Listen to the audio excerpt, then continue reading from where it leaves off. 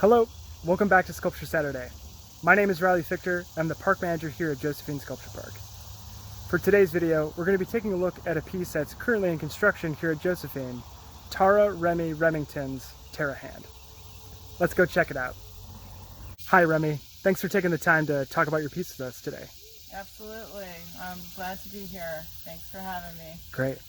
So I was curious, what is the concept for the TerraHand?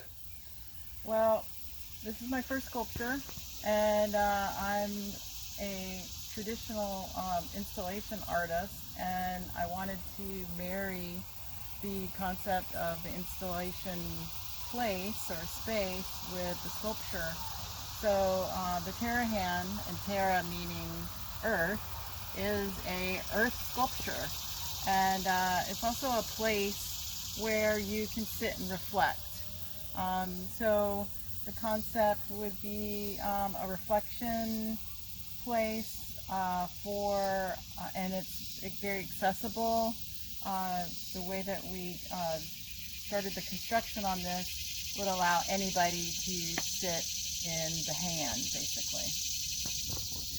I know that this piece is made out of cob, stone, and felled trees, but I'm curious, what inspired you to use these materials for the TerraHand? Well, I am an artist that really wants to be conscious of the materials that I use, and I knew that the first sculpture that I wanted to build needed to be an earth sculpture. So conservation and preservation would be the main ideas for the reason why I am using the cob method. And the cob method is subsoil, sand, and straw, and it basically creates, so cob means lump, and it creates these big lumps, and then it begins to, as you put it on, it feels like clay, and it begins to form the outer shell of the armature, which was the cinder blocks. I wanted to do a canopy, so when you work with cob, they say when you're building a house that if you have good boots and a good hat, then the cob will remain for quite a while. Awesome.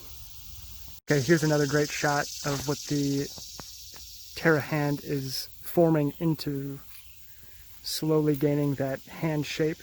You can see the canopy beginning to develop. You can see where some of the constructive elements have still revealed themselves, but will eventually be covered up with the cob, correct? Right. Right. Exactly.